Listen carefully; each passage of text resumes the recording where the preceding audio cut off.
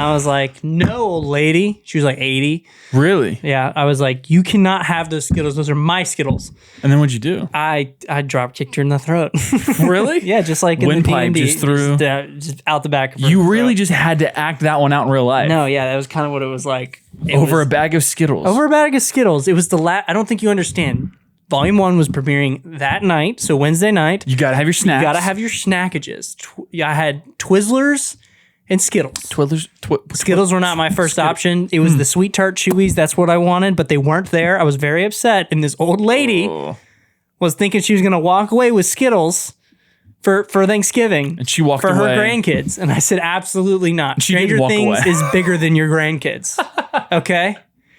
I don't care about your sweet potato pie. I don't care at all. None of your grandkids will amount to what Stranger Things is amounted to. What it means Not to one you. of them. No, in general. None of them will It's just a achieve. pop culture event. None of them will achieve what Stranger Things has achieved. It's like almost a fact. And it's above me too, okay? They're not going to be the next Steve Jobs. Let's Okay. be real, Grandma. No, well, that didn't even matter. Stranger Things above Steve Jobs. Stranger Things is more important than the creation of Apple. Yeah. No. Yeah. Oh, we use Apple products, so it's not. No, it's not. Stranger Things is right under Apple. Apple, Stranger Things. And then it's Superman, James Gunn's Superman. And then your wife. And then My Wife and Son. And then Game of Thrones.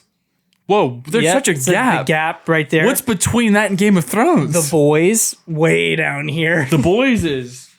It's so far down, I can't see it anymore. No, yeah. For sure. Because it fell off and it's really not what's actually, it's between not actually that good. Psych better is above Stranger Things, is on par with Stranger Things.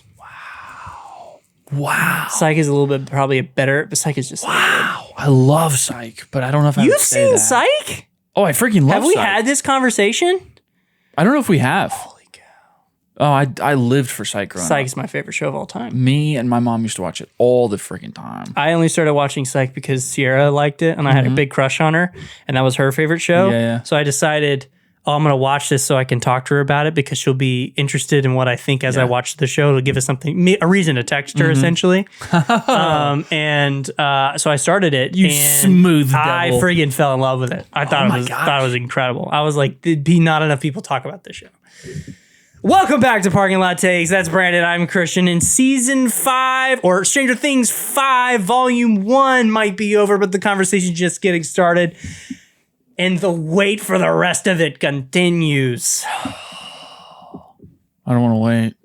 No? I don't want to wait. I do. I think I'm fine. I'm not hurting. Really? Oh, yeah. Interesting. Not I want to giving it dig away. more into Not that. I giving want to anything dig away. more into All that right, a sweet. little bit. We're going to talk about Stranger Things. Yes. Obviously. Very excited about that. We'll talk about a couple other things too. You know what was the Psych to Sierra was? I just botched that so bad. You know what the equivalent was for me? What? Vampire Diaries. Oh, interesting. Vampire Diaries. Have you seen it? I tried, man. I'm a Teen Wolf guy. Oh, Teen Wolf is so much better than Vampire Diaries. It's crazy. No, what are you doing? There isn't a single performance in Vampire Diaries that even comes close to Dylan O'Brien in Teen Wolf as Styles. Damon's 10 times better. Incorrect. Look at he had to start a whiskey company so people would drink and like his performances. Nah, that's crazy. Damon's better. Stefan's better. Better than Dylan O'Brien? Look at when Dylan O'Brien's in more stuff. Doesn't matter. We're talking about 2 specific performances, not the fact that he's in other movies.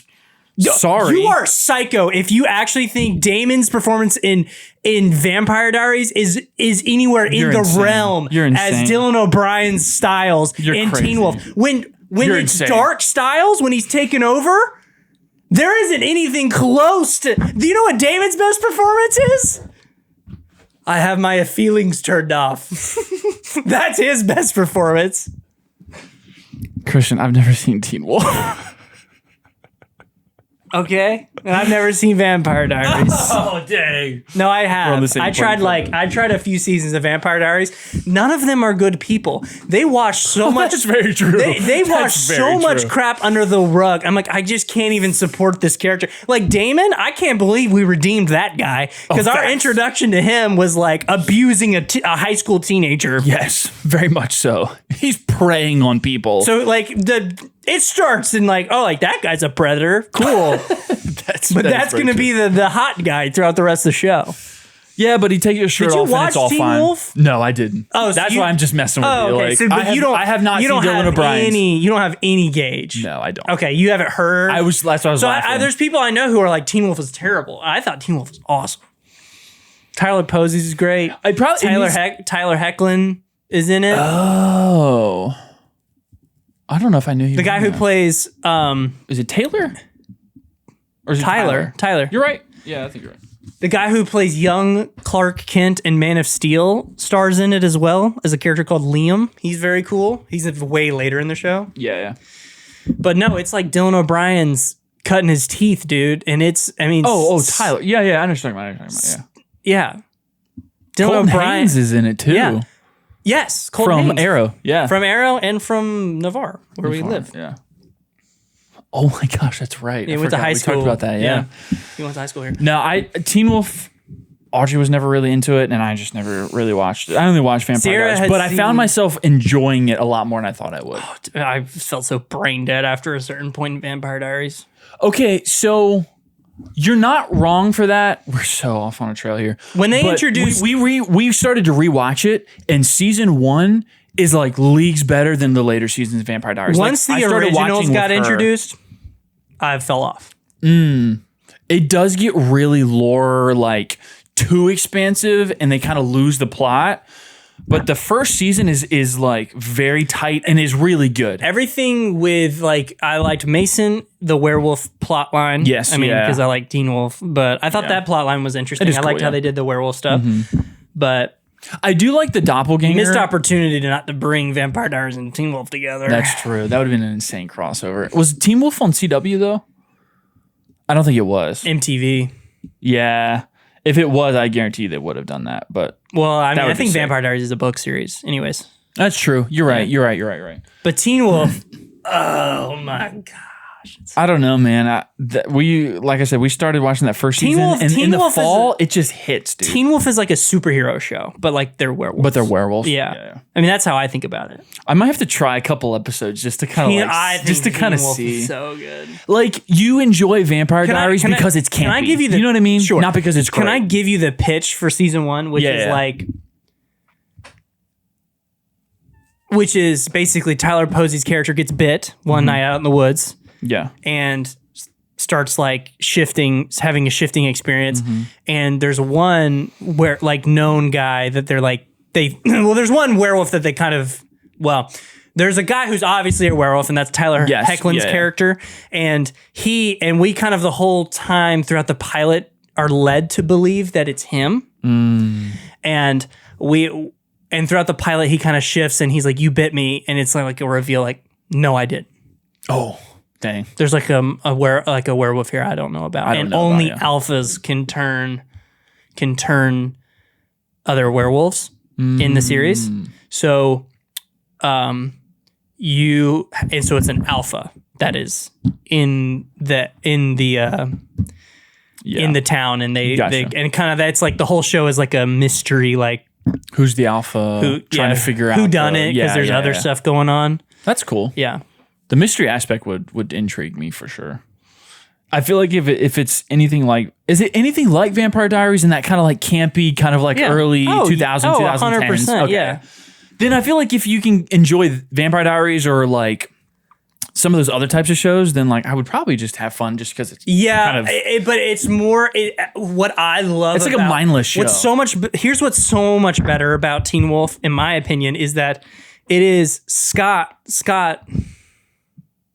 It's the same freaking name from Teen Wolf. Scott McCall? Scott McCall, thank you. Yeah, it's the same name from the movie.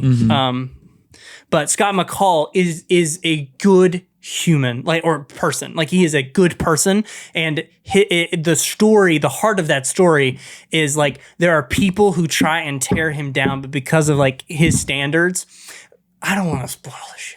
Don't spoil it because I might watch it. If I get locked in, I'll watch it. He has a freaking moment when like he's down against it. Yeah. And he like he comes back, and it's like there's not a moment in any of the Vampire Diaries series that is like because of his ability to be compassionate and like it's like the corniest, like, because he's a good person and he like loves his friends and he loves his family, he like achieves this thing that's so unheard of, and it's like so epic. But anyway, he forms a pack, like he forms his own pack because there's like all these different werewolf tribes, and like Tyler Hoechlin's trying to form a pack with him, and he forms his own pack with his like high school friends, and it's like it's Scott and it's Dylan O'Brien Styles and this character and that character, and they're all coming together trying to, and it's just like friendship and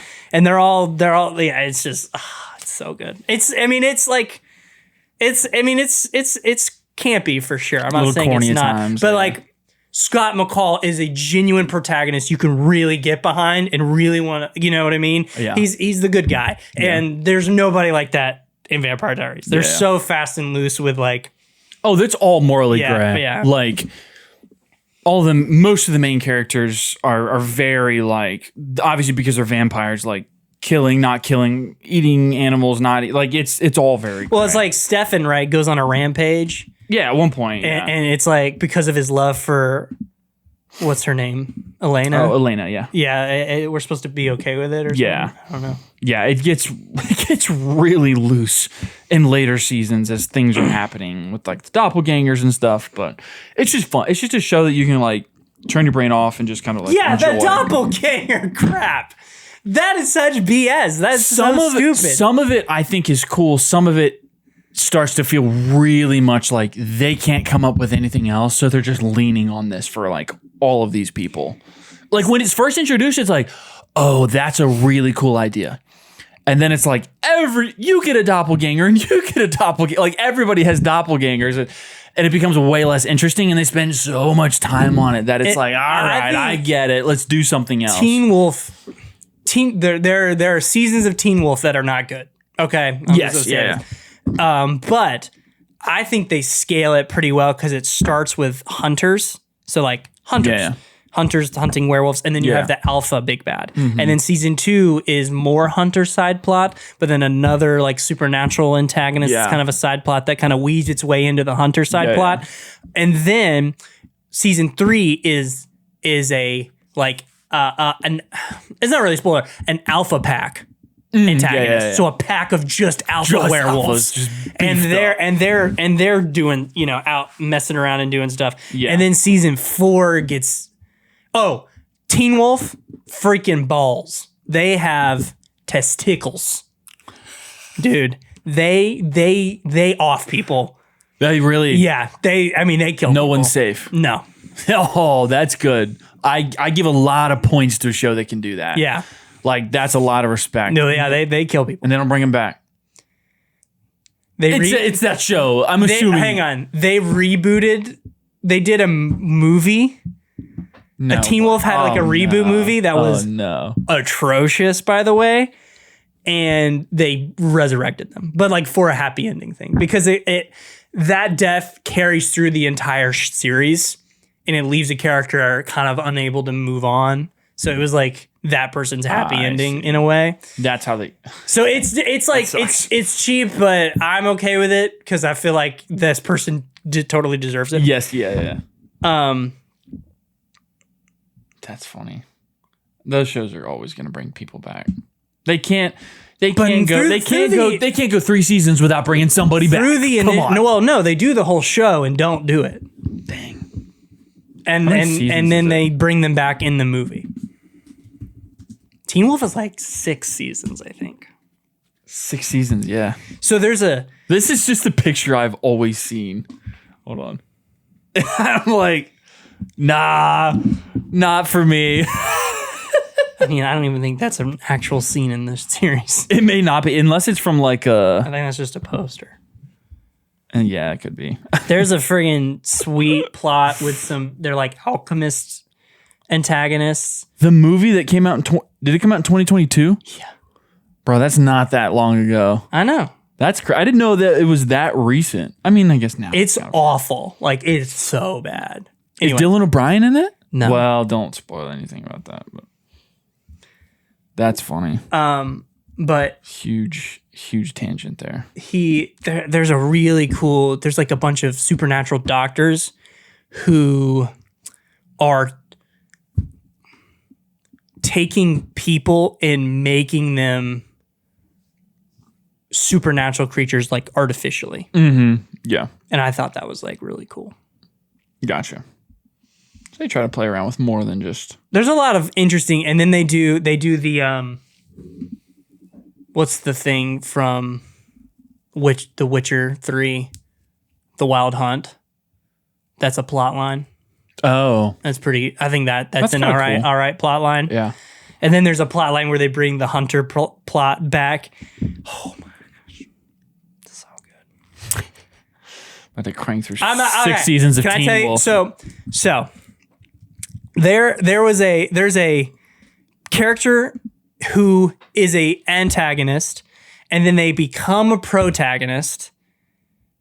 Like, well, not in my opinion, not a corny way, like a very well-deserved like development where they kind of like a Loki situation. Yeah. Makes sense. Yeah. And they're just kind of a protagonist for their own skin, right? Yes. Yeah. And one of the werewolf abilities is they can take pain, so they can like take pain away, like from people. So like people will die, and they'll go and they'll take their pain, so they can like die peacefully. Yeah, makes sense. And so there's a part where this character, who is evil, and he's one of the created monsters, so he's not even like a supernatural creature. Yeah.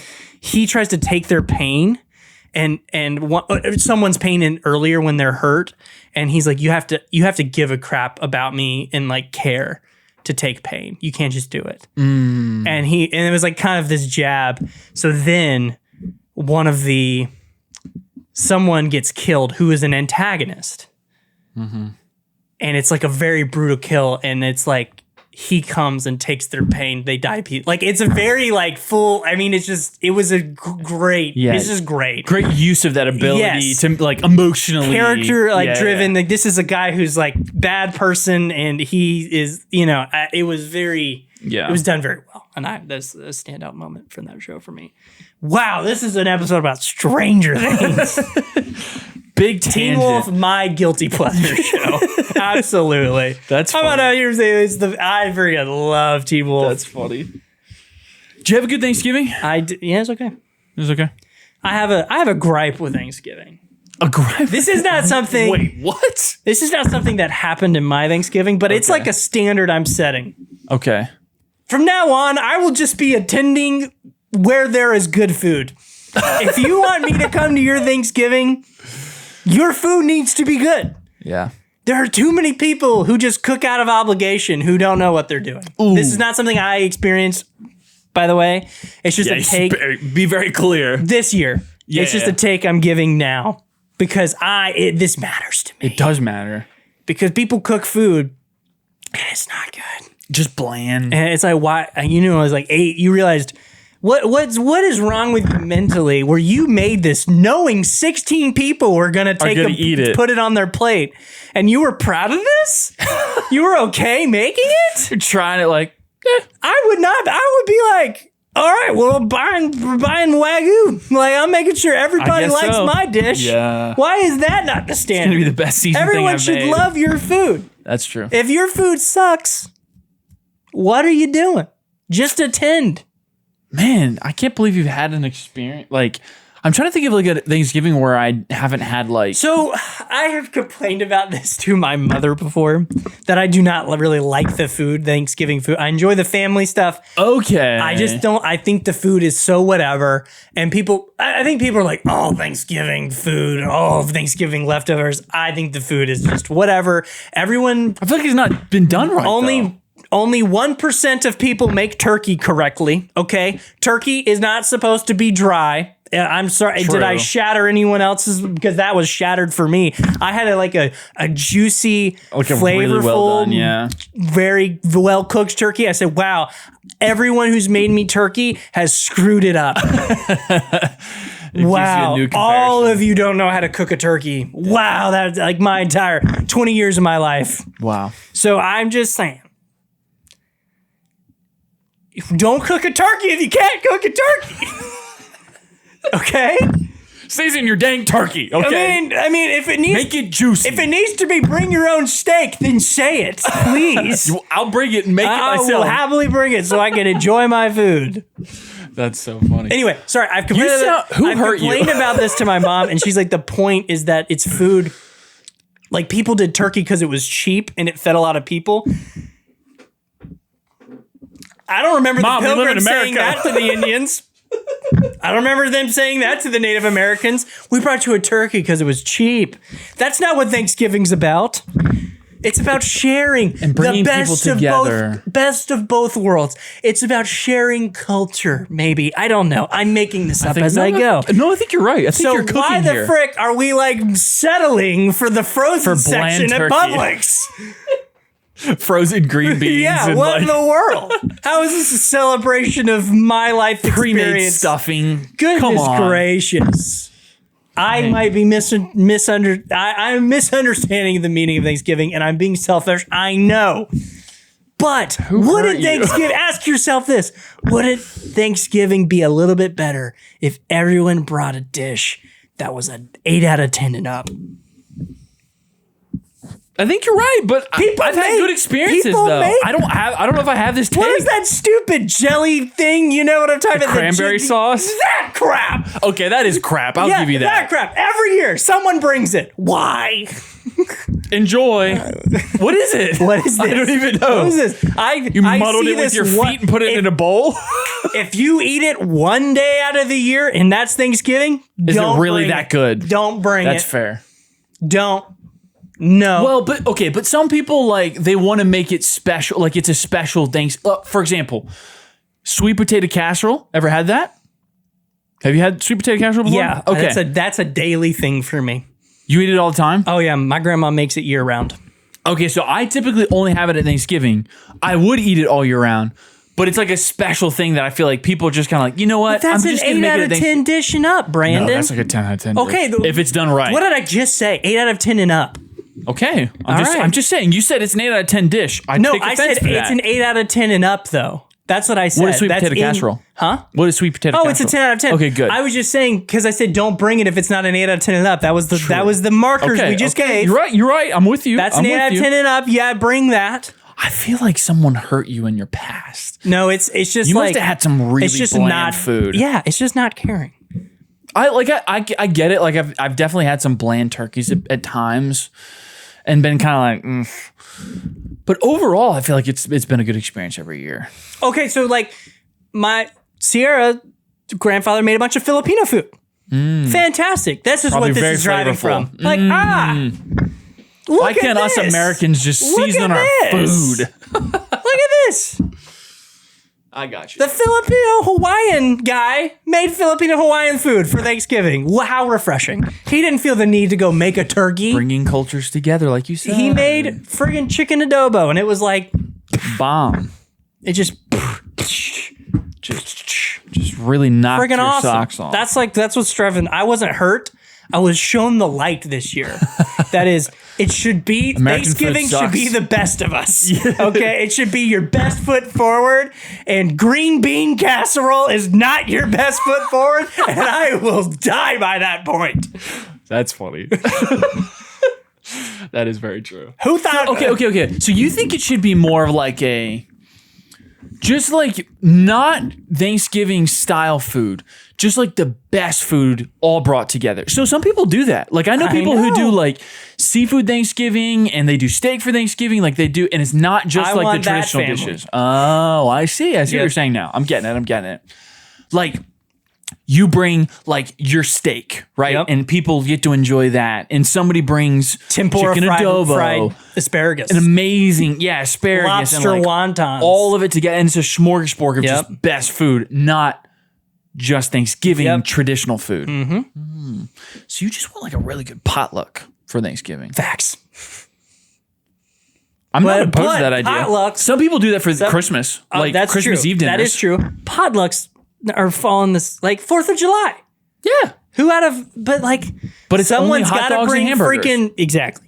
It's only hot dogs, hamburgers, and chips. And it's hamburgers they bought from the store. What about us? What happened to the smash burger? True. My favorite Thanksgivings or Brooklyn Nine-Nine, they went and bought a bunch of takeout. Yes, you know what I'm talking about? Like that crap, that's what I want. That's funny. What if it was just the best fast food? Like you had the Whataburger, whatever you like from there. Sweet and spicy bacon burger meal with a sweet tea. Yeah. Oh. And then Shake Shack was there, and they were like, making out with us. Okay. Wait a second. And they were taking those fries. You know where they were putting that turned those fries. really fast. Oh, yeah. I don't know if I want to be at that Thanksgiving. This Thanksgiving. Or do I? Yeah, it's very good. Next Thanksgiving. It's a party for one.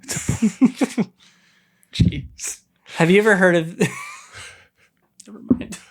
No, you have... so off-brand. Sorry. Okay, wait. There's a guy who...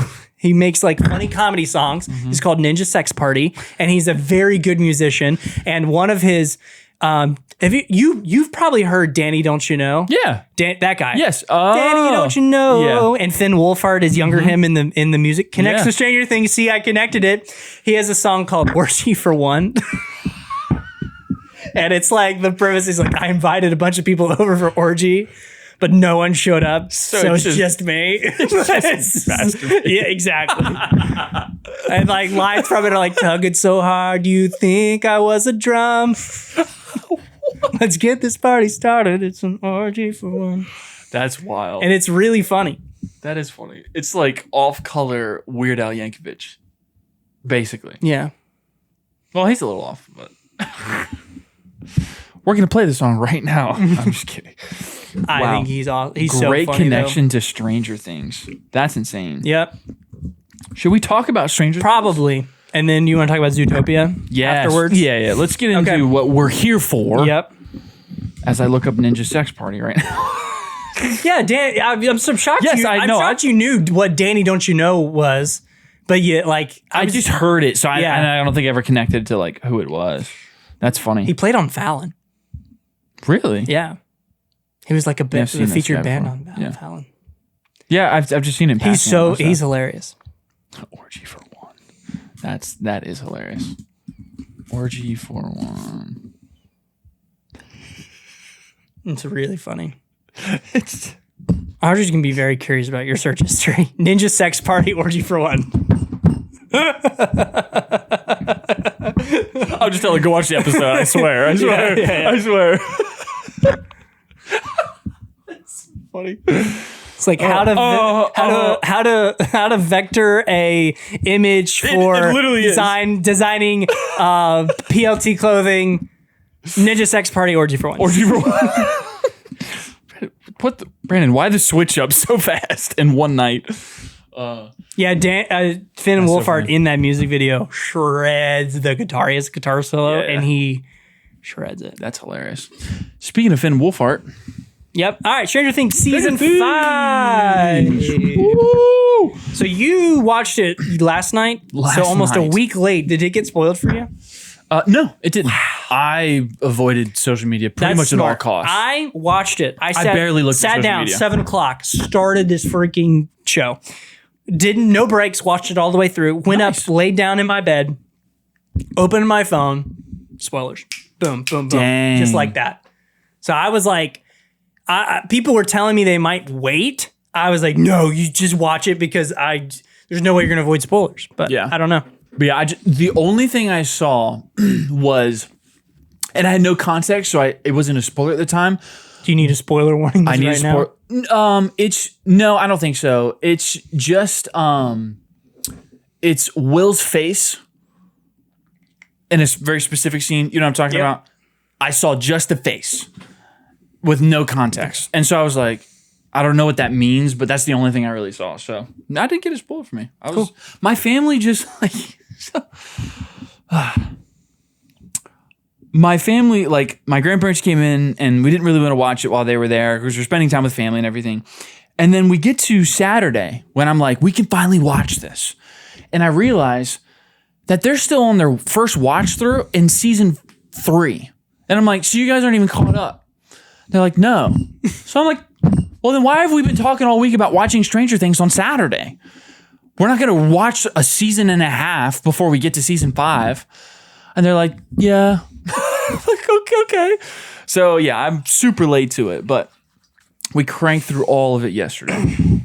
Yeah, I didn't feel bad. I was basically, hey family, I am emotionally unavailable to you For the next for the next like 4.5 hours. spoiler alert, if Steve dies, then I will not be at Thanksgiving. I'll be going home. I will be crying. And I won't want to talk to you. I made a TikTok about this. I'm like, Papa, don't care about your knee, like at all, in the slightest. Will you shut the frick up and get away from me? I'm thinking about Steve right now. You call your grandparents Papa too? No, I'm just making up random stuff. Yeah, I don't have grandparents.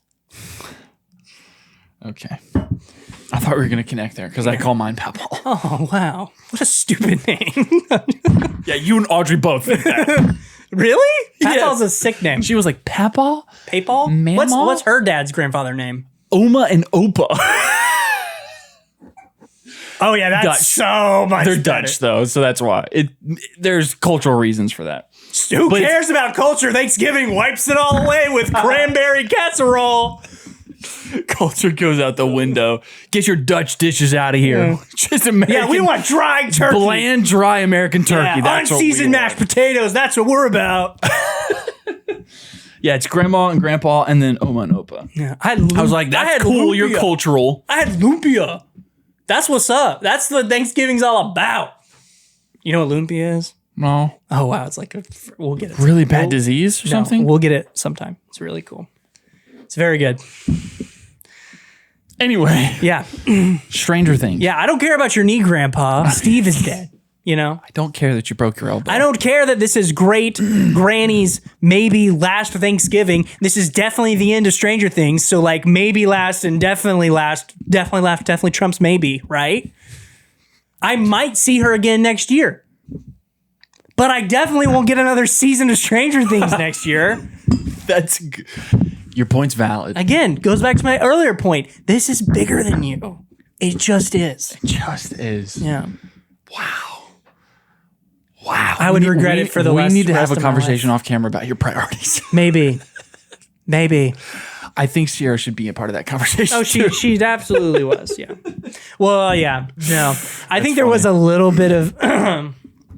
I just took over Wednesday night. I was like 7 o'clock. Were they like annoyed that 7 you did o'clock. This is what I'm saying. though? Oh yeah. Walker going to sleep before 7. We're watching it. Don't care. And I think so. Just like slightly like. Oh yeah, because they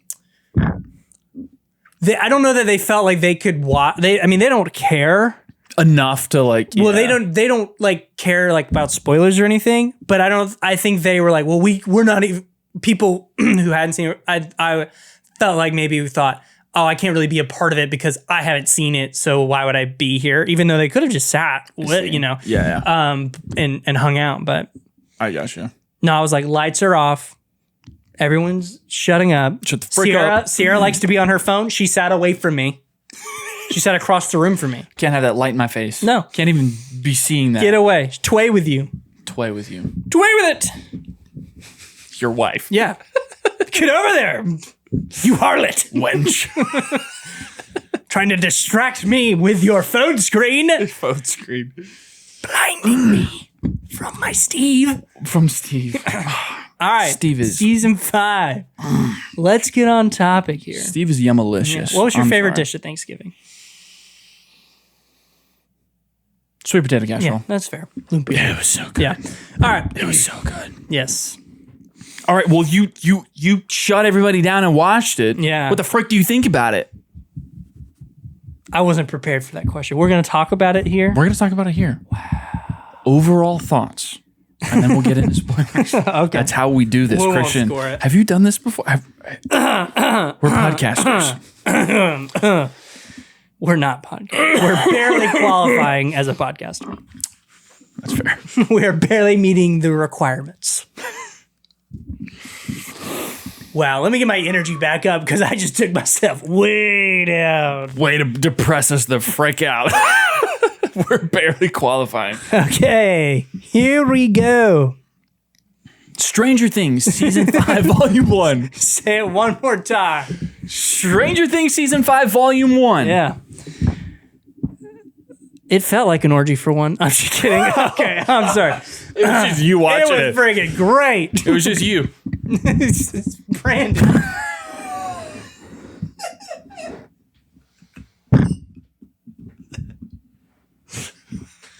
Better, you know what? Let's retract that statement.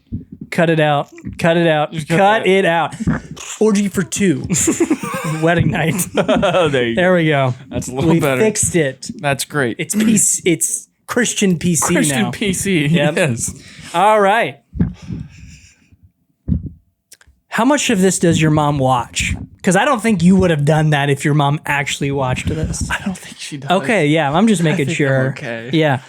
I just, man, sometimes I do forget that it's not just you and me. Yeah, and this it's like film. all 20 people who are going to watch This is this. at least 5 to 10 people. Okay, season 5. Ready? I think it's friggin' awesome. I thought it was great. I didn't feel like it was slow. I didn't notice anything because we're so removed. We're reviewing it a week late. I've seen all the criticisms. I do not think that Steve is annoying. I do not necessarily feel like the dialogue is like so awful it's noticeable. I didn't notice dialogue at all when I watched it. I thought all the jokes were funny. I thought the action was great. I think the reveals are great. The twists are great. I think everyone looks good. The kids being old, don't care, didn't bother me like at all. Not something I even thought about. It's funny to me that people bring up certain people like this person looks so old, this person looks so old. You know that the guy that plays Lucas has like a full-on beard? Yes, yeah. You know, like when he's not Lucas? Yes, like yeah. that's what I don't understand that. So, but I just thought it was so good. I thought it absolutely lived up to the hype. I thought it was really perfectly building off of season 4 in a way that I felt like was realistic. Yeah. I've seen some people complain that the patching over the cracks was kind of lame. I don't really feel that because of the finale. I thought that was totally fine and okay. Yeah. And There was a purpose to it. yeah. And it also makes sense with the entire theme of the whole show of government is going to cover this up at all costs. Yeah. So like, it's not that like crazy for them to try and patch it to say it's an earthquake and patch it and just move on from it. This is also in the 80s. So like, I don't think that's that out of question. That didn't bug me. And there, like I said, there's a purpose, obviously, because of the finale in some ways for some cool visual shots. So you liked it. You loved it. Oh, I thought it was awesome. I thought it was great. Yeah. I thought it was awesome too. I think it absolutely,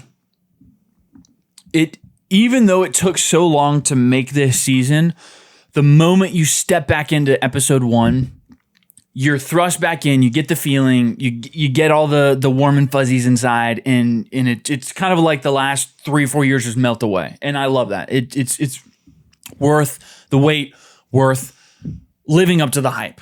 I thought, yeah, I think it's paced very well. It builds. I love how it's kind of building on some of the things they set up in 4, and it also kind of builds off of playing around with ideas in season 1 and season 2. Like it really does kind of bring a lot of these threads together, and I like that. I think it's some of the best action we've ever had in the show, hands down. We'll talk more about a couple sequences, but some of the best action, some of the best looking shots. To bring up the point about dialogue, I did notice the dialogue. Okay, which lines? Will. When? The one time that I really seem to notice it is it's just a little corny, a little on the nose. Is there was one point where I guess this is probably getting into spoiler territory. Let's just rock with spoilers. Think so? Sure. All right. Spoiler warning. There's one moment where they are planning the crawl. Will comes up with his idea, right? That's different from So not the crawl, but the contingency plan. the contingency plan. Yes. He's explaining the contingency plan to them, and he explains all of it. Great. Everything seems fine. Dialogue's great. And at the end of it, he's like, he basically just like reiterates the point with a very like poignant, cheesy line. And it felt like unnecessary. Like, we already knew that. Like, why did we say the line? I can't remember the line. So it must not have been that bad. It was bad. Oh, it was awful. Yeah. No, I'm just kidding. It wasn't awful. It's just like some of Will's lines throughout the show, I felt like seemed really like corny. Like he's saying it just to like emphasize the point, and it is not necessary because we just spent the last 5 minutes explaining it. I wish I could. I need to like look up like the exact line. Well, you shouldn't take any time doing that, I don't think. No, but it just felt like a little, it was like he explained the plan and then he was like, we have to do this and we have to save this person. And I'm like, okay, we just already explained that. Why do we need to do that? And his delivery is just very much kind of like, kind of campy. And I'm like, it's just a handful of times. I don't know if it's enough to like dog on it about, but it was noticeable enough that I was like, yeah, it just feels a little like undercooked, or like they're trying to kind of like be very like 80s. And it just doesn't always work for me. I don't know. Maybe that's just me. You don't feel like you ever noticed it at all? Specifically with Will. Will's the only one that I felt like I really noticed it with. No. He just has a couple punchy lines that I was just like, this just feels a little like, just feels a little corny. No, I didn't think so. Wow. But yeah, that was, the dialogue was, that's the only thing in the dialogue. I think everything else works really, really great. It's just some of those punchy lines. That's really the only like negative note I have about the freaking season so far. I mean, everyone's talking about the dick jokes. I think it's funny. I do too. I thought it was funny. I think it's great. Yeah, I was like, everyone I'm seeing complaining, I feel like I would hear you make the same joke, so I don't know why you're complaining. So some of my favorite stuff is, oh man, I can't remember his name. Who's the Russian guy? He's not actually Russian. Murray. Oh, I'm an idiot. Yeah. He's not Russian. Wasn't he in Russia or something like that? He was dealing with the Russian conspiracy. He's the only one that speaks right. Russian. Yeah. The stuff between Murray and bro, I'm so blanking on names. Jonathan is so good. It's so funny. When they're like walking and he's like, why haven't you done it? You haven't, like, come on, man. Like, all of that stuff is so funny to me. So that humor all worked really, really well. The Jonathan Byers, yeah. The Jancy people, you guys are so screwed. Like, Nancy absolutely knows about that engagement ring. She absolutely knows about the proposal. She absolutely knows what Jonathan is thinking about doing, and she is not having it. It. It is so obvious that she understands what is going on. When Murray holds that freaking cassette tape up and he goes, I think you'll find it quite engaging, they cut to Nancy and she tilts her head and looks at Jonathan. She freaking knows. Yes, she freaking knows. And that whole walk over to the potato sack, she knows. She isn't ending up with anybody. I don't think so. I don't think she's ending up with... Oh, you don't think she's even ending up with Steve? Because Steve and Jonathan competing for her immediately takes me out and makes me think that she's not gonna because they're competing. She's not choosing either of them. You don't because think- she's not gonna choose Steve. Because that means that validates the behavior. If she chooses Steve, they're competing over her. She's not choosing. As soon as they introduce that, she's not choosing either of them. That's the whole point here. That's fair because, if she chooses Steve, then she's like, she's still not a bad person, but like people won't like that she's choosing Steve over Jonathan because Jonathan is like quirky and weird, but he's not necessarily doing anything wrong. Like, I mean, it's a little weird how he's kind of acting. He is being the freaking pothead weirdo. But like, it validates Steve being kind of like trying to like beat Jonathan. And that wouldn't happen. That's a good point. I kind of thought like in my brain as I was watching, I was like, oh, they're kind of like making Jonathan like less likable so that maybe at the end Steve kind of does come and like swoop in and they kind of have that like we've always been destined to be together moment. But that's a valid point. I didn't quite think about it that way. So maybe she does. Yeah, maybe she doesn't end up with either one of them. I think you think there's a path for Steve? Yeah, but I think if there's a path for Steve, then he's going to die. And she'll still end up with nobody. I think that's more likely. Yeah. I think that's more likely that, they will have a moment. He will sacrifice himself and she ends up with no one. Mm-hmm. But we still get that Nancy Steve like conclusion that everybody's kind of wanting, I think. Yeah. I like that. I think that will happen. Oh, I don't want it to happen because I don't want Steve to die because I'll quit on the show. But that's kind of what I feel like is getting set up. Quit on the show. What if he dies in like the last episode, like the finale? Oh, well, then, like a heroic sacrifice. I'll watch the show, but like my support of the show, and I will probably never rewatch the last season when I rewatch the show because I won't be able to emotionally handle it. But if it's a good moment, though, I don't know. Right now, it makes me think they're gonna friggin' sacrifice him to bring Dustin back on track with their relationship. Yeah, people, I do not understand complaining about that. They've been rock solid the whole show. Why would you not like? Why does everyone expect Dustin and Steve to just be like buddy and never go through anything? Like I don't get that. Have you seen that complaint at all? No, so people really. are very complaining about Dustin and Steve's relationship and how it's very different and how they love it so much in previous seasons and now in this season because they're bickering all the time. It's super annoying. I like that. I think that's important. I think that'll bring their characters together in a huge major way. Absolutely. I don't think that like it's not. I get it. That's like it's not disingenuous or anything. But I get that's like what was so strong about season 2 and season 3. I get that, but they're getting older. They can't be rock solid the whole time. Like that's not the ebb and flow of life. That's not the ebb and flows of friendship. Okay, but I don't think Steve's being annoying. I think he's very frustrated with Dustin because he doesn't give a crap, and he is putting himself in jeopardy. He's putting other people in jeopardy. I have 2 negatives about this show. I want to talk about it right now because I just thought about it and I was trying to get it back. So they're mainly just story decisions that I kind of just don't super get. One being when Dustin doesn't show up for the crawl, 11's like, where's Dustin? Like she can't check on him. Oh. And they don't check on him. Yeah. And it's not like there's not time because the next shot is her and 11, like Mike and 11 on the roof talking. So that I was very taken back like that. And I thought you need a line in there that this is like the third crawl Dustin's missed. Yeah. You know what I mean? Mm-hmm. You need something like that maybe. So they're like, whatever. So they will discount it, but like that, they all act so like it's so weird. Like you don't have a super powered person who can just find them. Exactly. Yeah, that's your point. On top of that, another kind of issue I have story-wise, why in the world does the government not go get Nancy when they find out 11 was in her car? Is Nancy? Oh, because she's in the hospital and all of that, so she would be accessible. Just sitting in the hospital.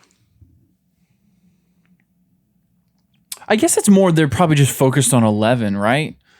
So why would they? I mean, I guess if Nancy could lead, dude, they're chasing people in the woods, like. Why would they not bring Nancy in and force her to like tell them where 11 is?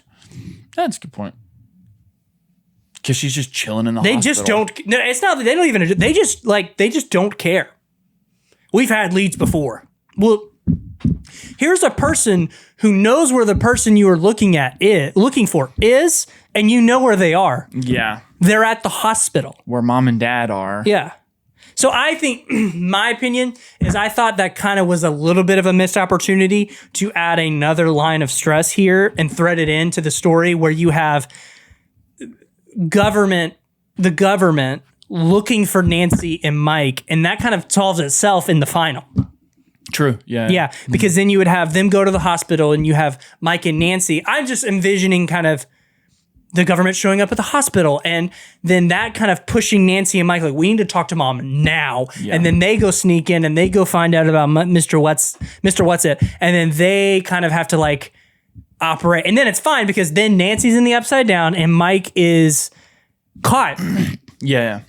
At the end, and then the season final happens. Yes, So I almost feel like it was a missed opportunity and kind of another path, and you still get the finale. More stress, and it's not like it overcomes lose the story. You just add like one thing about them going to look for them in the hospital. Yeah, and that kind of solves that issue for me. That's true. Yeah, it's just another path that maybe would make more sense as far as like the governmental side of it. I guess you could just chalk it up to they just don't care. Like they're just very singular focused on. I mean, isn't that the logical thing to do though? That would be the logical lead, I would think, for them. So, I mean, yeah, that's a valid point. I didn't think about that. But that would be the first person they should go to try to find 11 because they know that information. So, yeah, that's fair.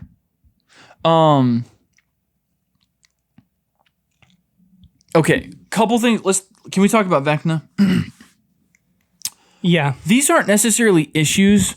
They're just things that I didn't buy off the bat. Did you ever think Mr. What's-It was anything other than Vecna? Yeah. I kind of still think he is. I don't think it's Vecna. I'm half kind of thinking maybe Mr. What's-It is like Henry Creel's subconscious for trying to protect people. And I have a reason to think of this, and that is the play. Because the play that came out, I watched it. We found me and some of the guys in the Discord found a way to watch it. And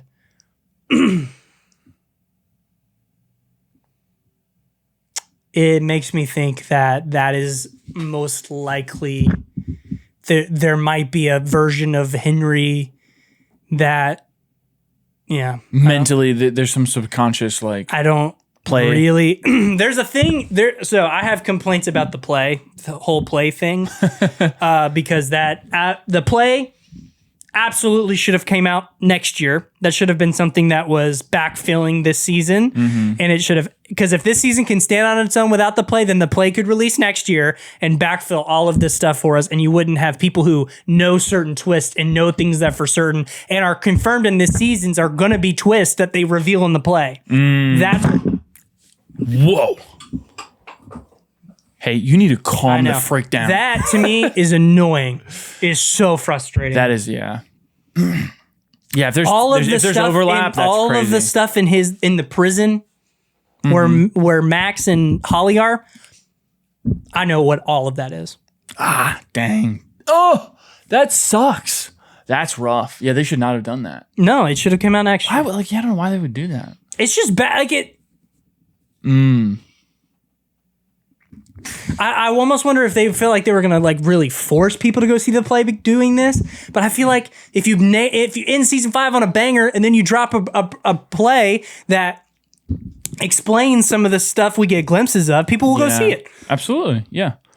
Because when I was obviously like in the initial, he's warning me. I was in my head going, it's still Vecna playing with her mind. I did have the moment I was like, why is she being warned? But then when they sit down in the house and he's like, I'm here to protect you, I'm like, oh, it's all a ploy. Like he's using the persona, obviously, to lure them in and feel protected. That makes sense to me. So I was like, it just confirms I've been right. It's Vecna this whole time. I don't think that makes sense because the warning is what? The warning is There are monsters coming for you. Yes. And he's protecting her from the monsters. From what? They still get kidnapped by the monsters. There's not a line in there to suggest like Holly's like, thanks for saving me from that monster. All we know from Holly's perspective, she gets delivered to him. And then he's like, oh, thanks. Like, it's like he went and retrieved her. Yes, but there's all the dialogue about how he is protecting from the monsters. I get that, but that's why she's staying there. Right, but I don't, I there needs to be something in terms of like the transfer between the Upside Down into this prison mentally, because there's a gap there that is, hey, monsters are coming for you. I'm warning you about this so you know. And then you get kidnapped by said monster and you get taken to Mr. What's-It. Yes. So that doesn't make sense. I understand in a child's mind it might make sense, but to me it does. Like, it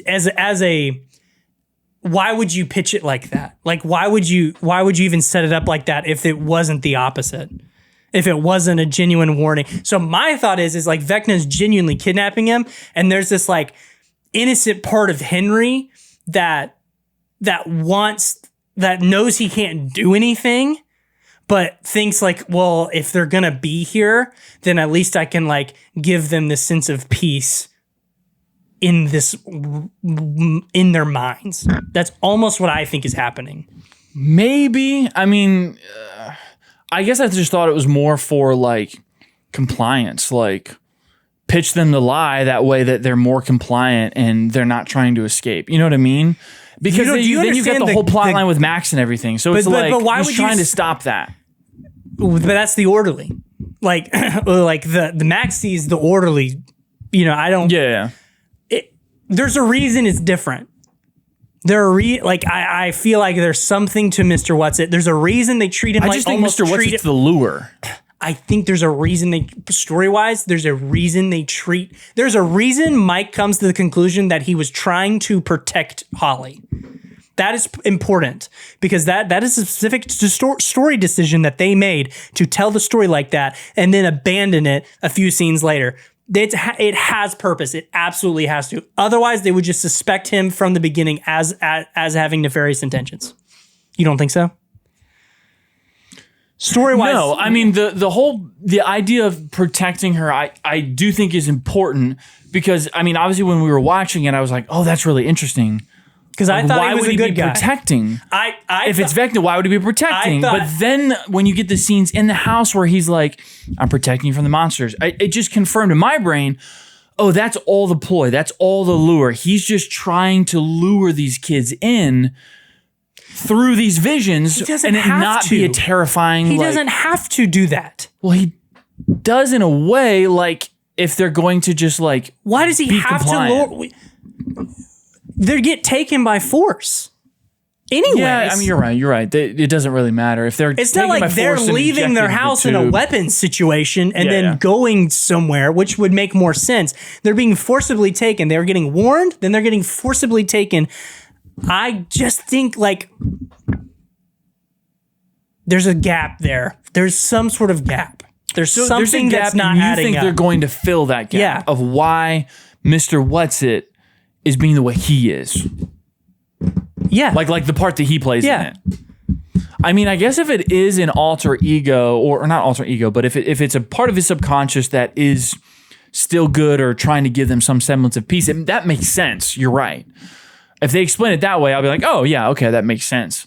But if they don't, then it has to be a lure. Because I think it's basically the story will play out thus, like, Max and Holly kind of appealing to that side of him, and then that guy, that version of it, like, I almost think like there's Vecna and there's Henry Creel, and Mr. What's-It is Henry Creel, not Vecna, and then the orderly is 1/Vecna.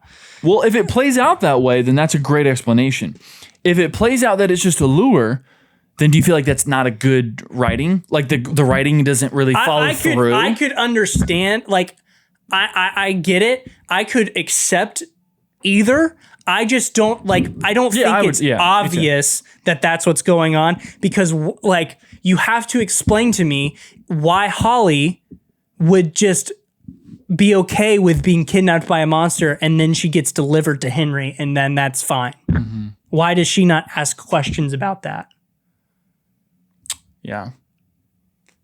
I guess maybe my brain put context of when she gets to Mr. What's-It, he's saying, you're safe here, I'm protecting you.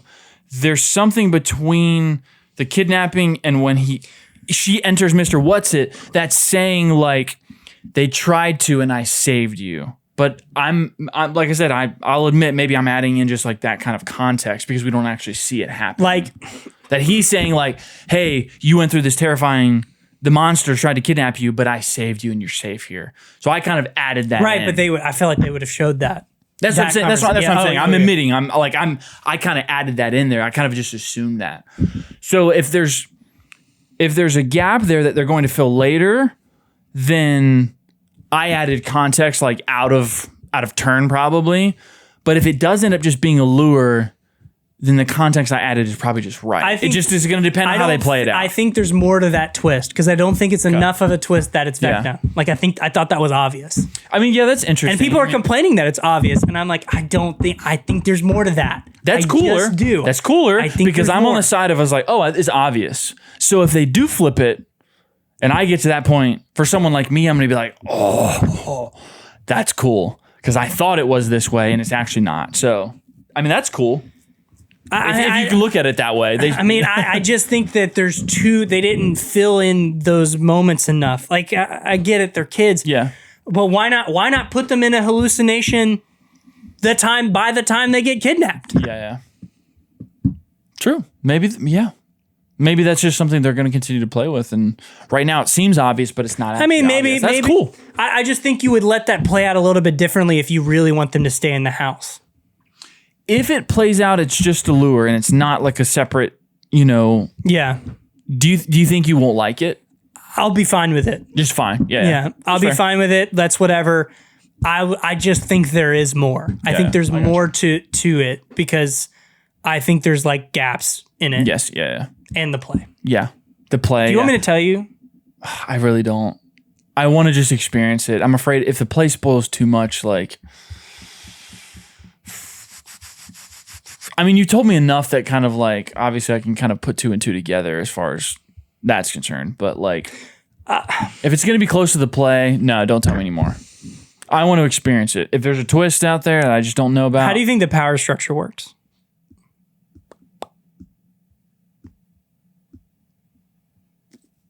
For Vecna or just for all of them? I think they're all connected to Vecna. Okay. I don't know if it's like physical contact. I don't know if it's like a mental connection. I mean the antagonist. Sorry. Vecna? Who's the other big bad? Mind Flayer? I'm asking, what do you think that dynamic is? Oh. Because that blatantly shown to you in the play, but it is not confirmed. That's what I mean. Like, I don't know if I have a good answer for that connection. What do you think?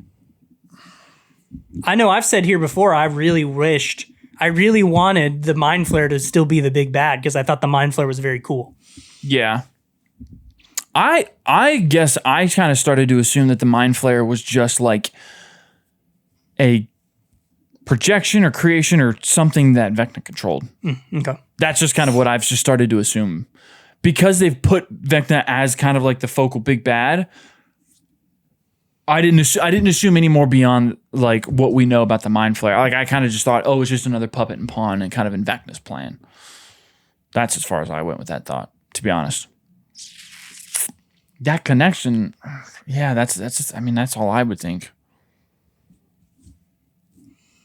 Yeah, if you know more, don't tell me though. Okay. Because I don't, yeah, I'd like, if there is a... So blatantly shown in the play. That sucks. It makes me upset. That really sucks. Why would they spoil things like that? Unless they're going to do something different. But I doubt it. Oh, there were, so I'm very, I'm going to have to really cut this up because this is like my whole thing about the play, which is, I mean, like, it absolutely should have come out next year. And there are like... Henry Creel went to school with Joyce and Hopper. Yeah. They have lots of conversations Oh, in the play. You're telling me Joyce realizes this kid that she went to high school with is terrorizing and kidnapped and is trying to kill her and her family and her sons?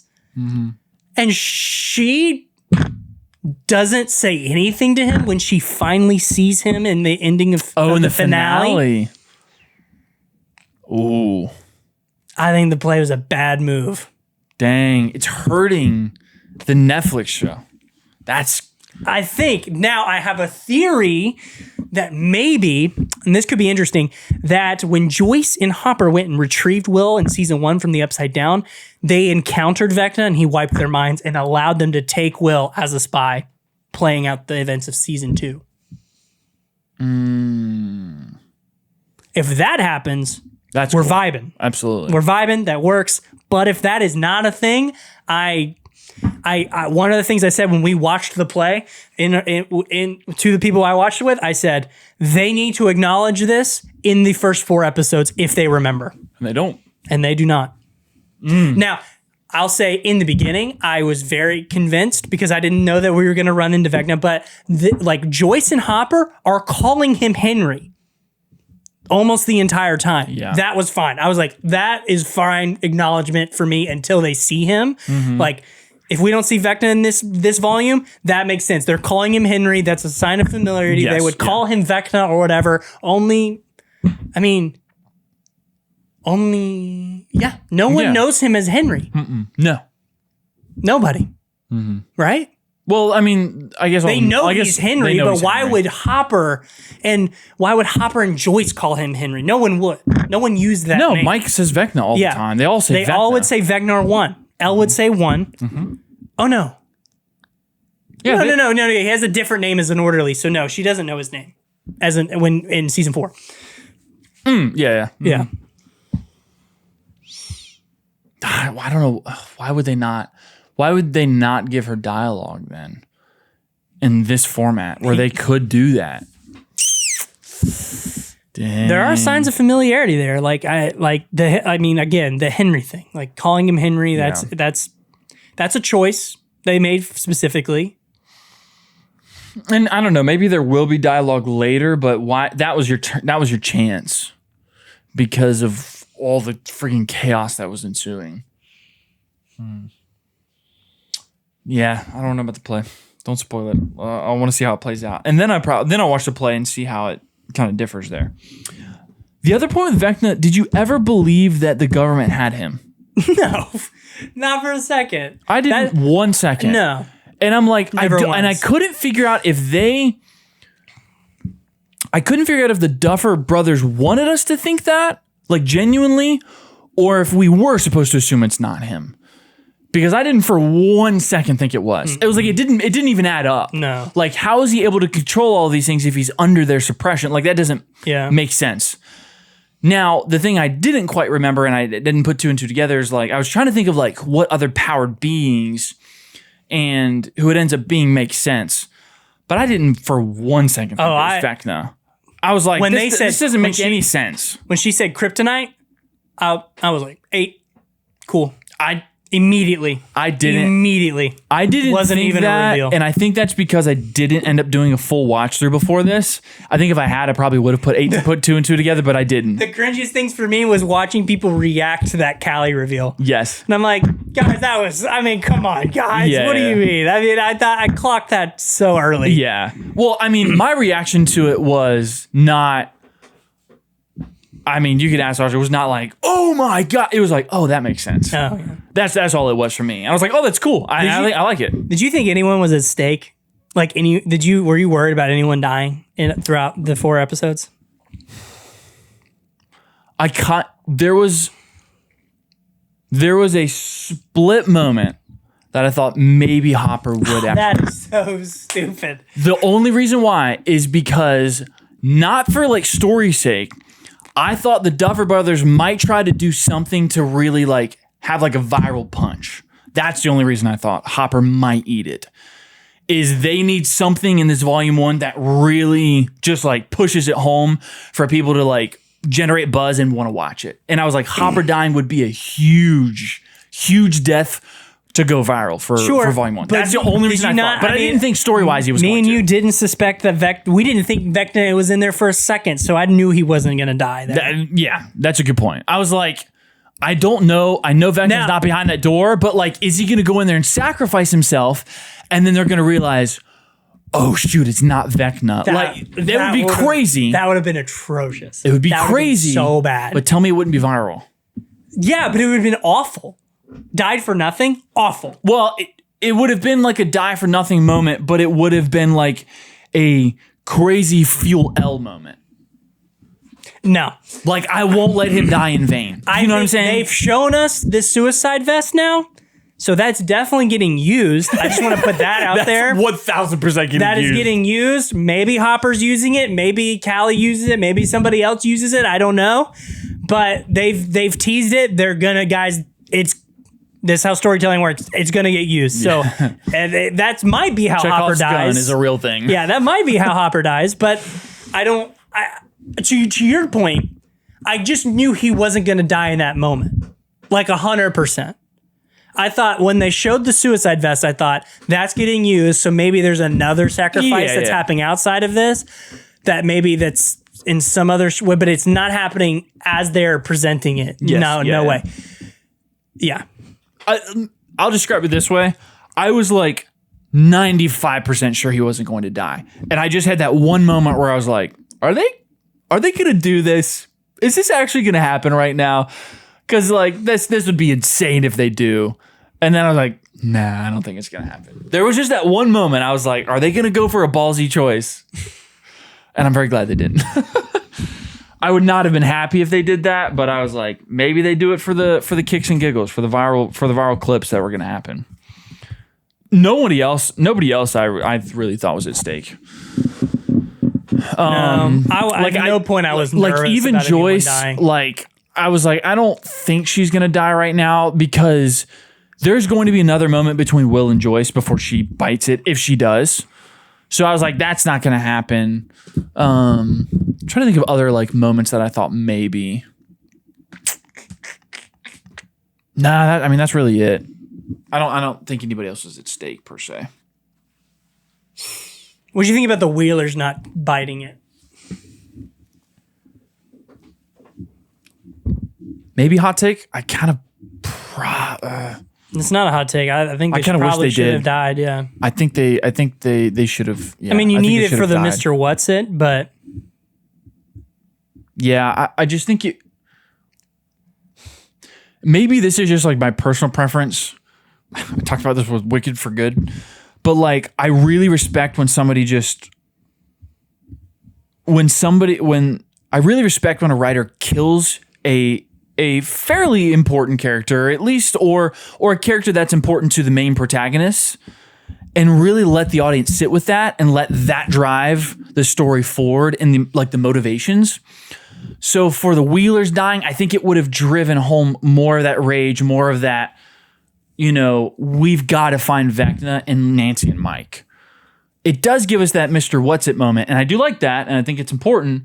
But I think if they had died maybe after that or something, it would have given more of that like gut punch for us and for Nancy, specifically Nancy. Obviously Mike too, but specifically for Nancy.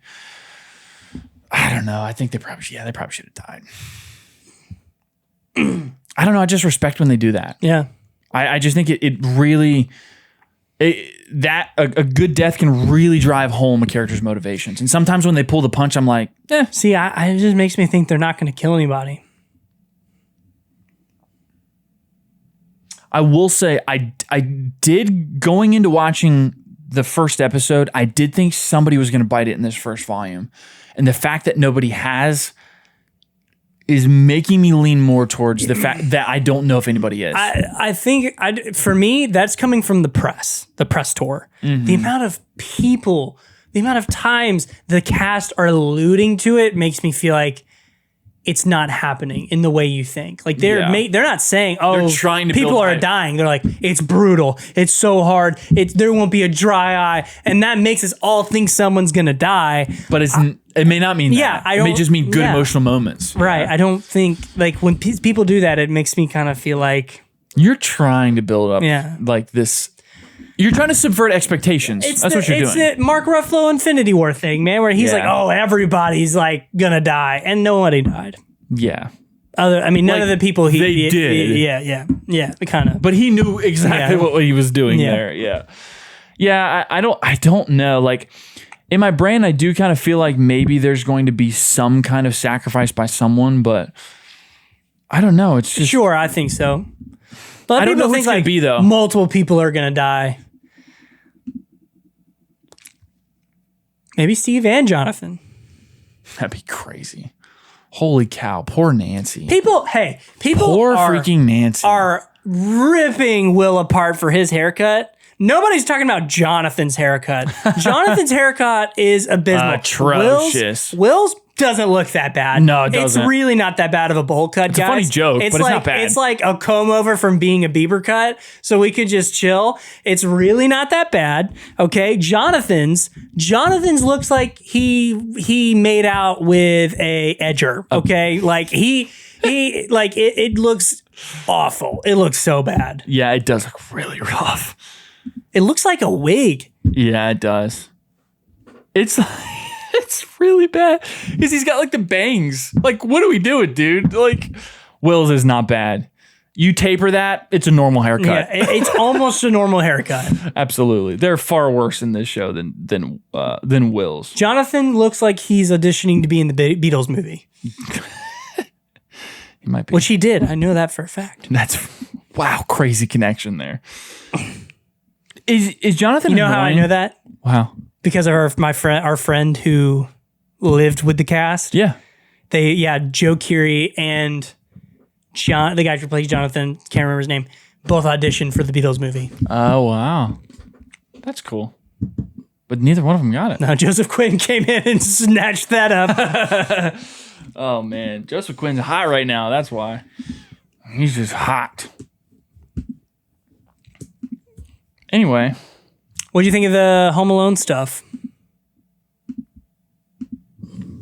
In the house? When they set all the booby traps up and stuff?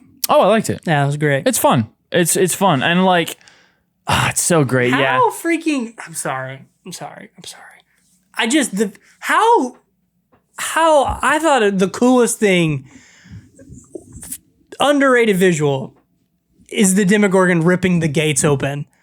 I think that looks really cool. Incredible. Yeah. It looks so cool. It does. Specifically in the Wheeler house when Holly and Karen get stopped when he rips through the door and comes out like that. That's so sick. That is really sick. It's so cool. Mm-hmm. I love it's quick, it's seamless, it looks really good too. Like the just the peeling away and the coming through. Yeah, it looks really good. I think all that looks really good. That whole house sequence is awesome. Yeah. Oh, it's so good. Mm-hmm. I mean, when they're like stapling in the they're stapling in the carpet and like the barbed wire, I'm like, this is gonna be just such a satisfying moment. I mean, maybe this is a hot take. Do you feel like the Demogorgon is beaten a little too easily sometimes? I don't. I think the problem is that sometimes it's still. unbeatable. That's I know what you're saying. I think the fact that the kids were able to hurt it so much in the house with the booby traps. Yeah. I'm like, none of that gets compared to getting mowed down by 50 AR-15s at the army base. Yes. Not the nails thing. So, like, no, that they should have been able to take out those Demogorgons. Miss Wheeler can stop it in its tracks with a wine bottle, but 50 ARs are not going to stop it from running. It's just like. Because it's just like, obviously she still ends up getting swiped, but like in the moment where Miss Wheeler is just like jabbing him, I'm like, why is it not swinging? Like in this very like quick moment, like she's like going to town on that thing. And I'm just like, this doesn't feel right to me. Also, like when they're in the house, like some of like when Mike is just like beating the crap out of it, I'm like, why does this thing not just swipe? Like, if it can withstand bullets and it can withstand all of this, like just reach out. I think that's the issue, not because the Demogorgon consistently acts like that. Then in it's fine. season 1. That's true. When Nancy and Jonathan fight it, that's exactly how it acts. Yeah. So to me, that doesn't bother me. And I think the reason this is getting brought up so much is because of the Demogorgon in season 4, but they forget that Demogorgon was basically the gladiator and fought Russian prisoners on the daily. That's right, yeah. That thing was a master of death by the end of it. Yeah. Okay, that thing can be unbeatable. Yes. Okay, you know, but these Demogorgons, it doesn't really bother me. The Karen thing, like, yeah, it stays still. Yeah. But to be fair, Will might have had something to do with that. With the hive mind connection, because we do see it stall on the important on the people that would matter. Yeah, but he doesn't have control of them by that moment. He's just but they hint at the fact that maybe he stopped it from attacking Joyce in that moment when she's swinging the axe at it. Because that to me is a bigger deal than the Karen thing. Well, absolutely, yeah. Because I think at one point, like the first hit Karen gets is like a good hit, like, and then she keeps going. It's more the Joyce thing that is more like her swinging the axe and the Demogorgon just like doing this. Yes, yeah. That's another good point. So I kind of feel like Will did subconsciously stall it. So you could maybe say maybe that he stalled it against Karen initially. I don't know. Yeah. But like the same thing could be true, because what happens? He stalls the Demogorgon against Joyce. He gets hit by the car. He loses the connection, and you know, he cries out in pain. I know we don't see this for the first one, but it's like it could be stalled and then attacked by Karen. Pain, snaps out, and the Demogorgon just reacts. I don't know. It could be. I don't know. But it's adding context. I am adding context to that, but it's more the Joyce thing. Like than the that's Karen true. thing. That's a good. Yeah. That to me was way like what the heck is it doing? Yes. Yeah. But I like the idea that Will subconsciously was stalling it. I think that's cool. Yeah. And really sets up. We haven't even gotten to that part yet. The finale? Yeah. Oh my gosh. Is that sequence the best sequence in Stranger Things? Yeah. Oh yeah. Oh yeah. It's friggin' awesome. Absolutely. Yeah. And it's also surrounded by probably the best action sequence, the best shot sequence. I mean, all of that, everything is amazing. And then they freaking top it with Will, just absolutely going Super Saiyan, dude. Oh, it's so cool. The visual direction is just fantastic. I love this right here. Yeah, this was so sick. Mm-hmm. Like instead of it being this right here, his performance right there, just like, oh my gosh, it was so freaking cool. And then it was so freaking sick, great. Dude. Such a great reveal. Yeah, all of that was so good. Now, okay, I haven't done a lot of thinking about this, but wait, are we moving off of this because I have more about Will in the final? No, I'm talking more about this. Okay, so maybe this is connected to what you're thinking. So, with Will. Tell me if you know, and like I said, I haven't done a lot of research. Is Will getting his powers because he is like El, or is he getting it because of Vecna? Vecna. The hive mind. I believe Vecna. Okay. That's the only thing I was like, I was just trying. Abilities. So you don't think he's naturally like. I got sent an interview where the Duffer Brothers basically said his powers are directly connected to the hive mind. Like, okay. Yeah. So that's where he's drawing it from, essentially. So he's like, is he like siphoning it from Vecna, or he's just tapping? Well, he's just tapping into it either way. Mind. He's kind of tapping into it. So this is kind of how I think, and they use it. I think he's hijacking it. Like I think he's hijacking Vecna's like hive mind, taking control of it. Vecna's ability, or the mind flare. His ability to control and he's taking that back and hijacking it, just like they say it. They say that almost word for word in the show. That's literally what I think. I mean, it's as simple as that. Yeah. I don't think he's going to be able to like move objects with his mind now. I think it's all going to be tied to the Demogorgons. And I think that's going to be more. It's ultimately it's going to be way cooler because we're going to get Demogorgons fighting on our side now. That's what I think is going to happen. I think he's going to like just be able to like take the Demogorgons and just have them work for him, which I think will be really cool. We need we need a scene of Will standing there with his eyes white and Demogorgon, like he's controlling them and they start running past him or he's just, that's going to be so sick.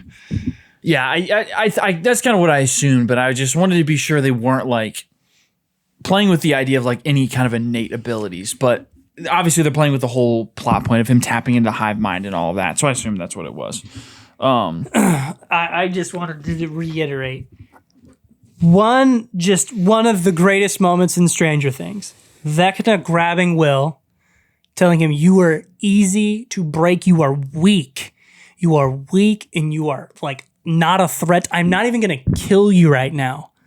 Because if that's how little of a threat you are, and I'm going to kill all of your friends, and I'm going to just like, and for that, and then the speech of Robin, drawing on the memories, referencing the rocket ship he drew and sees that Joyce tells him about in season 2, and him hijacking the hive mind, like giving a big old middle finger to Vecna. That, I mean, just so cool. It's so good. All the pieces coming together. It's such a great finale moment.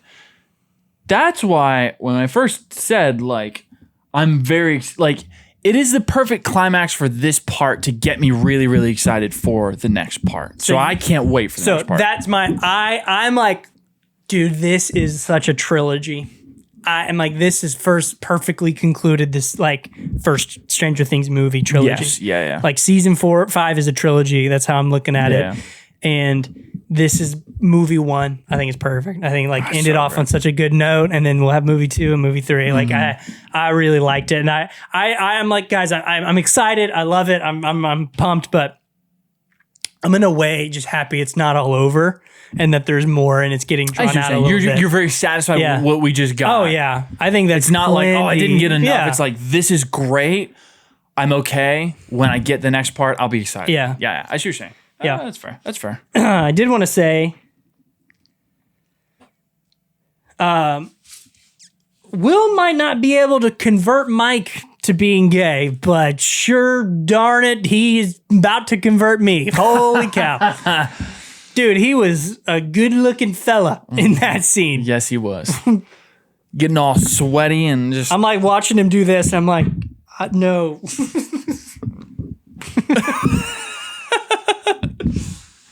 Oh, man, that's wow, that's actually a little weird. I have some...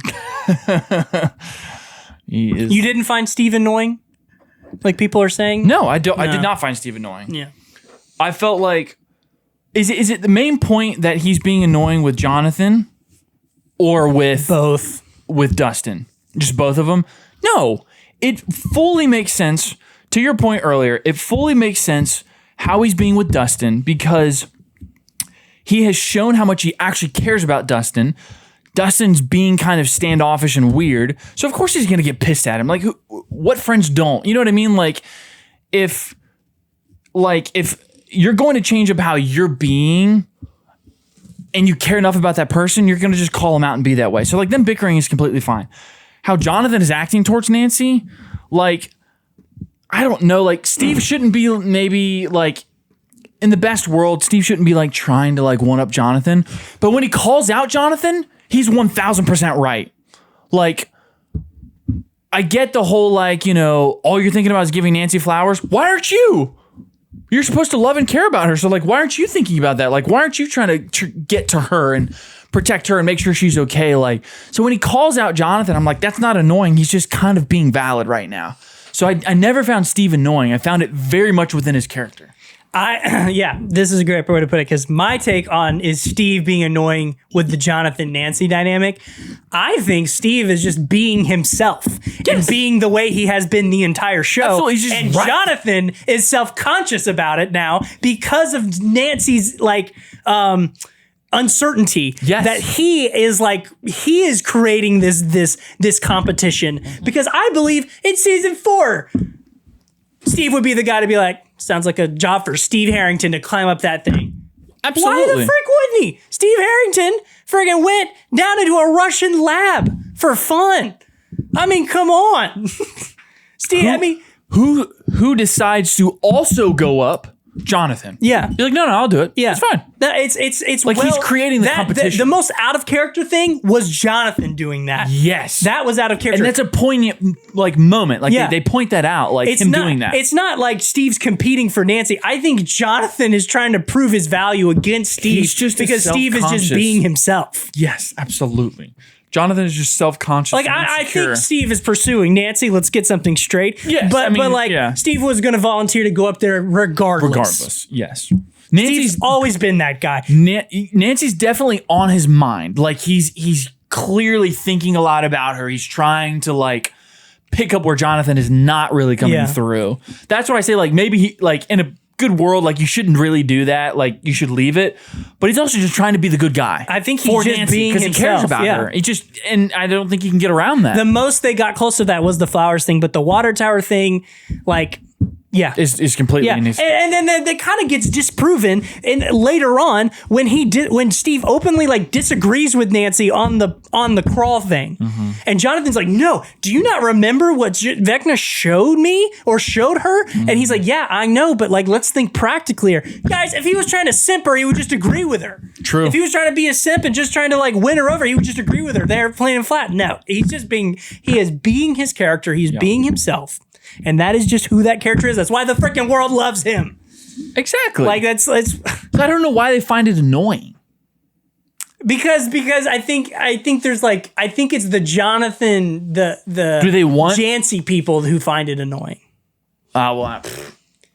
I'm not Jancy. Sorry. Well, yeah, I just maybe that's why, because he's compete. They think it's like rude. I think they're looking for a reason for her to not, and they think that's rude. Guys, the flowers thing, maybe I agree. That's a little on the nose. That's on the nose, and that's really not pertinent. Clearly instigating, but all the other stuff is well within his character to do. Sorry, and it's also like it doesn't validate that like he should be instigating that with the flowers. But the other side is like, why is Jonathan not want to go see her and care? Like he should be doing that too. So it's like Steve, he has a line like, I'm trying to be a good friend. Like I kind of got two that he's saying like, you should at least be doing this. Why are you not at least doing what I'm thinking? Yeah.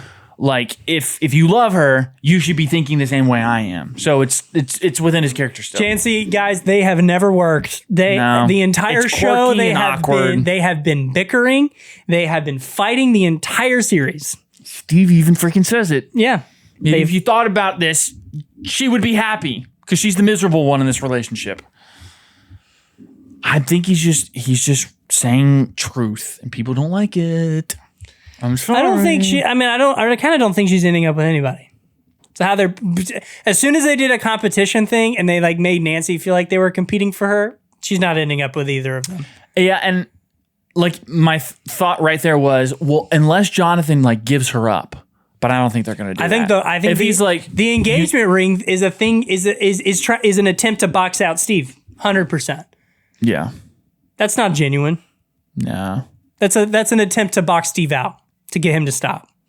Yeah, and I'm trying to run through the scenarios in my brain of like where do I see a scenario where it works where she ends up with either one of them. If Jonathan dies, I don't think she's going to end up with Steve because that just feels kind of like wrong. I feel like she's going to be conflicted about it. If Steve dies, maybe she stays with Jonathan if they kind of keep the plot line that they are just in love and it works out. Maybe that's how it works. But the way they're setting it up, like I feel like Steve's going to heroically maybe die and there's going to be a moment between her and Nancy or him and Nancy and then Jonathan's going to be awkward. Like I can't see a path where it like seamlessly she ends up with one of them. No. Steve dies, she's not ending up with Jonathan. And if Jonathan, like, it's think not that's the going to most be a death plausible. that pushes her through to the other person. Yeah. She ain't going to choose one of them because the other one died. That's not happening. No, and I don't think she's going to choose Steve if he does something heroic and leave Jonathan. Because that's too much of like a grimy thing. I feel like the audience, like, I don't think they're going to do that because that will really like split the audience and piss a lot of people off. So I don't think that's going to happen either. No, I mean, obviously we're going to be, I mean, I'm just thinking about the pairings here. I would assume at some point Nancy and Jonathan and then Dustin and Steve pair off. Yeah. So that's going to leave some dialogue stuff for Jancy or Nancy and Jonathan to talk about within probably volume 2. So there's probably going to be something that happens there. I would assume something about a ring, something about, are you kidding me? Yeah. She's not into it. No, she is not. I don't think so. I mean, we're going to get something more with that. I just don't. They didn't give me enough to like know which way it's really strongly leaning, which is good. I mean, I'm kind of glad that it's fake because I want to see how it works out. I have one, just real quick, one more thing. Oh, dude. How sick is repurposing the tunnels from season 2? Oh, that's great. Great. Yeah, that's Oh so my gosh, that's such a good idea. I mean, I hadn't thought about those tunnels once. Yeah. Oh, I wonder if those are still there. Oh, that's so sick. Yeah. Super cool. I do really like that they are. We kind of assumed that they were maybe going to pull in some pieces from the other seasons to kind of connect some things or just, bring it together. And I like that they're just taking some of the ideas from these other seasons and like either repurposing them or kind of like using them. Like, for example, obviously him taking Will and kind of like using that with Holly. Like, I just like that they're using a lot of those ideas that they've done well in the past, because I think by the end of all of it, all of these things that we know and love and the interesting points are just going to kind of just seamlessly come together. And I like that they're using it. So I did really like some of those little things about this season. You think the Demodogs, so season 5 makes me really think that the Demodogs are in the Demogorgon, same thing, just different stages in like molting. Like the Demodogs would eventually become Demogorgons. Yeah. But we see the egg in season 1 where the Demogorgon hatches from. So that's kind of got me a little confused about that. That is true. I You don't think they'll know. just explain it at some point? Or they might just leave it out there. Yeah, I don't know. Yeah, you just watched through, so it's not like you probably would have missed anything.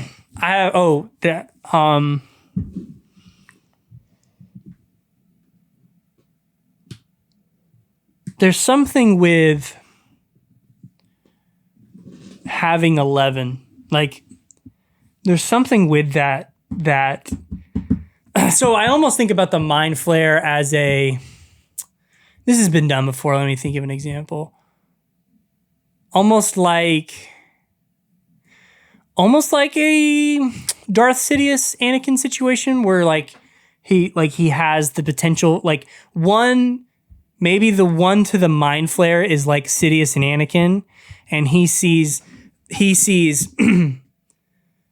the Mind Flayers saw Vecna as his like Anakin, and then I see. he is beaten by 11.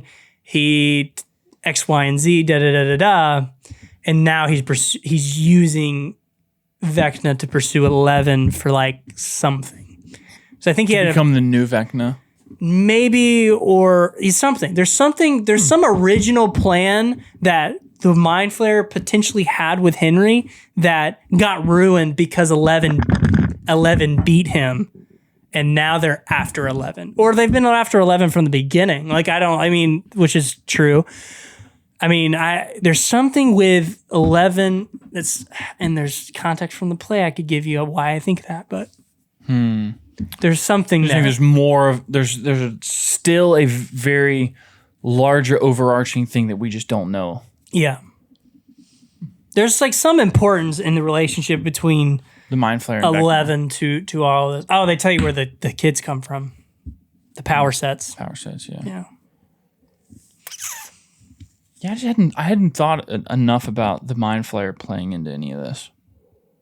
Just because they push Vecna so much. But I mean, that is probably on purpose, to pull something in and do something interesting. I don't know. I mean, they definitely tell you enough to where it's like you get some really great moments in this portion, but it's still vague enough that like I'm itching to see how it all concludes. I really think Vecna is the Vecna is Henry Krill flayed by the Mind Flayer. Yeah.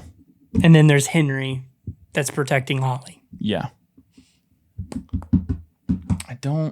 I'm not sold on it, but I do think it's a plausible. There's something there with that. Yeah.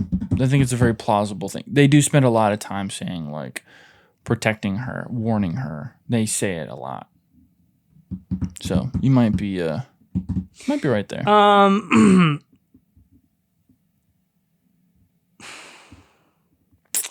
Well, I had a potential idea. Do you feel like they should have connected the Russians to the story more? And I know that they get introduced in season 3, and I know it makes sense in the Cold War. I almost think, though, it could have been... There's something they just don't answer. Why do the Russians know about this thing? Why do they know about... Why are they led to build a portal to the Upside Down? So I almost wondered, should there have been Russian involvement in Hawkins' lab? To kind of connect that. Yeah, like should there have been Russian scientists working at Hawkins, and then they kind of like defect, and then decide to build the I thought I had that could have been cool was like maybe you could have had a Russians, like maybe some Russian officials. Maybe it's like like that could be the explanation for the missile crisis is Hawkins' lab and what they're doing, and maybe Brenner kind of like carves the Russians out, and they're like, we're gonna nuke you. Yeah. And then Hawkins gets closed, and that's their opportunity to kind of move in. Yeah, I wonder why. You don't think they will touch on any of that, do you? Because it feels like we're past it. No, I agree. It's just something I had as a little bit of I almost thought I was like, oh man, it'd be kind of cool if this was like the Russians and the government together in Hawkins. Either colluding or, like a defecting. Because, I mean, you could even play like they brought in a Russian scientist to work on the project, and he defected and went back to his country and spilled all the secrets. He's a whistleblower. You know what I mean? And then that would be a reason. Because I feel like you kind of just assume it makes sense for the Russians to do that because of the Cold War and just the race for arms and all of that they also would want to be a part of it. But how do they get the intel? Yeah. There's no lines or anything? No. I just Googled it just to be sure. I mean...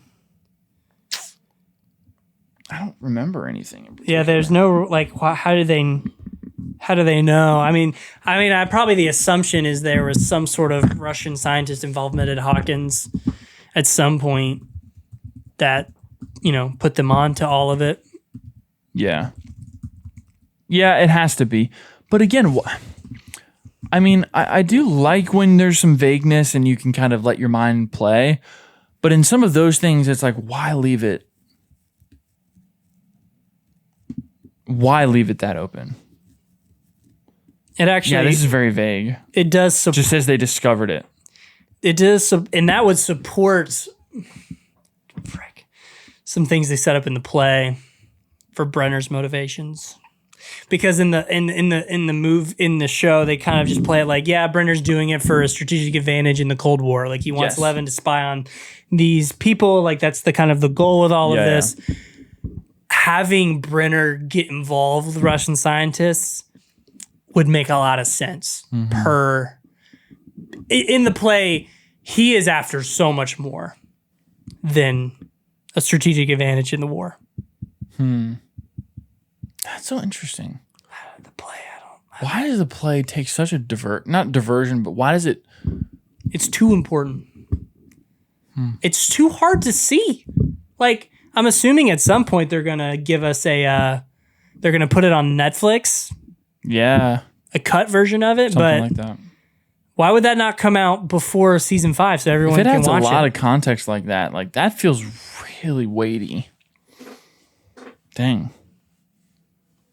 I mean, that's adding a lot of context for characters and motivations and things that we have not gotten. You know what Dimension X is? This isn't. I could tell you this. It just give you a taste of like how involved this is. Dimension X is where Henry gets sent by 11. Yeah. You know, where he sees the Demogorgon and the Mind Flayer. Yeah. Dr. Brenner's dad accidentally traveled there What? and got attacked by a Demogorgon. What the heck? That's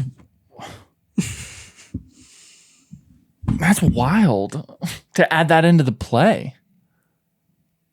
Is that considered canon? Or is like the play diversions? No, written by the Duffer Brothers. What? What? Do they just feel like, I guess we just didn't have enough time in the show, so I'll just throw it in the play? Yeah, That's a great wild. point. Why not do 4.1, or 4.5? Yeah. Stranger Things 4.1 and do like a mini Director's cut series. version. Yeah. Like, if you already had this written and this is part of your plan, like, why did that get left on the cutting floor? Like, left on the table or whatever. I don't know that it was. I mean, they might have just like, okay, what can we throw into this play to give it validity? I don't know. Maybe that's a different story. But it kind of feels like it. Maybe it does. Maybe they did add it in to give it just. They might have added it into the play. That way, the play is different enough so that people go watch it. There's too much that oh, dude. Freaking Joyce and Hopper in the play are out in the woods and lights start blinking. This doesn't seem like a big deal, right? You know why it's a big deal? Because that should mean something when Joyce is like, the lights are blinking in my house. My son is talking to me through the lights in season 1. That should mean something Yes. Yeah. because of that experience that they had. That's true. That definitely changes kind of the Like they're a big interactions. They're a big part of why Victor Creel gets convicted for what happens to his family. Wow. I just think they have over-involved everybody too much. Yeah. Maybe. It must be an effort just so that people want to go. A lot of people are. I'm kind of upset. I've kind of like leaned on. I'm upset that I didn't see the play. That I watched the play. I'm more kind of just upset that it exists. Yeah. Because like the school play thing would have made no sense to me. Yeah. Like I would have been like, what the heck? I bet you they don't even ever touch back on that ever again. I almost feel like they're not going to. No. And it's just going to be that one little to the play. Probably is, yeah. That's weird. That's a very wonky way to release that, unless they just feel like unless the added stuff in the play is really not as important as we feel like it is, or you feel like it is, I should say. Feels pretty important. If it's not important, then I like that. If it's not important, then they're contradicting themselves. Yeah. Maybe. I don't know. I guess We see. should not review Zootopia. We should probably wait. Yeah, it's let's late. wait. All right. Sweet Stranger Things.